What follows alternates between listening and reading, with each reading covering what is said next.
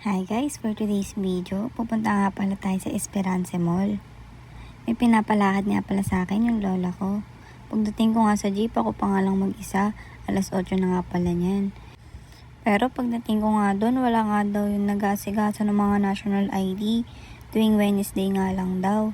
Hindi nga ako makapag-video niyan kasi nahiya pa ako. So pag uwi ko nga pala, nagluto na lang ako. Hindi nga pala tayo papayag na sayang yung puyat natin kaya nagluto na lang tayo. Gusto ko nga atake dyan yung may mga transition pero kulang ako sa oras dahil papasok pa ako. Nagmarinate lang naman tayo dyan ng pork. Bala ko nga palang mag-general cleaning sa Sabado kaya feeling ko deserve ko mag-yempo. Ang effort ko pa nga pala dyan, ayusin, i-arrange yung mga ingredients na paghahalo-haluin ko mamaya. Pero nagka-problema nga pala yung video ko kasi hindi ko napindot yung play. Natawa nga ako nung nakita ko yon kasi ang effort ko nga palang ipakita yung mga ingredients na hinahalo ko. Ang hirap din pala talaga gumawa ng content. Gusto ko lang i-try. Dati pa pala ako gumagawa ng mga video pero nahiya lang ako i-post. Sabi nga ng kuya ko, maganda ko nga daw gawing content yung niluluto ko kasi mahilig ka magluto sa bahay. So ayun nga pala. Yung napansin ko nga palang hindi nagpi-play yung video ko, yan na nga pala yung ginagawa ko. Medyo na-dismaya nga ako kasi yung effort ko dun. My gosh.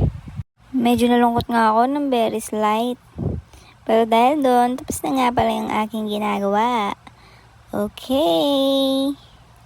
Imamarinate nga natin yan hanggang bukas.